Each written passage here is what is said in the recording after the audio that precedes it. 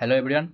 Today we are going to learn one of the most important concepts of object-oriented programming, that is polymorphism in Python. The word polymorphism means many forms. In simple words, the same method can behave differently depending on the object that calls it. There are mainly two types of polymorphism that we discuss in Python. The first is method overriding and the second one is method overloading.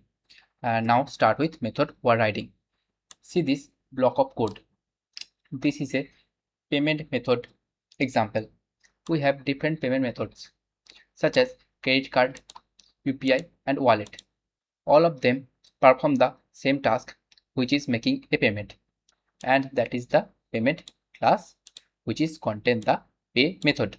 And credit card also inherit the payment class and rewrite the pay method according to their requirements. Okay, same for UPI, inherit the payment class and rewrite the pay method according to their needs. A credit card payment is processed differently from a UPI payment, and a wallet payment is also processed in its own way. Here all payment methods use the same method called pay, but each class provides its own implementation according to their needs. So this is the parent class and other three is child class or subclass, which is inherit the payment class and access the pay method, which is rewrite according their needs. Okay, and this is a list of payment types. This is the object of credit card. So credit card version runs. Same for UPI. This is the UPI object which is run the UPI method, and also this is the wallet object which is run the wallet version, and this is called runtime polymorphism because the actual method is selected while the program is running. So simply print C. First payment make using credit card, second payment make using UPI, and the last payment make using wallet. Now let's talk about method overloading. If you know Java or C++, you might have seen multiple methods with the same name but different parameters.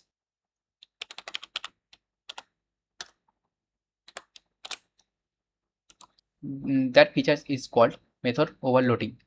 However, Python does not support method overloading directly.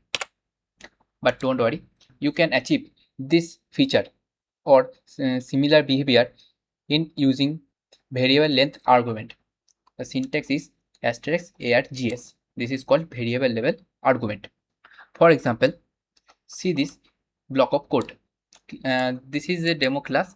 This is a demo class, and this class contains a add method.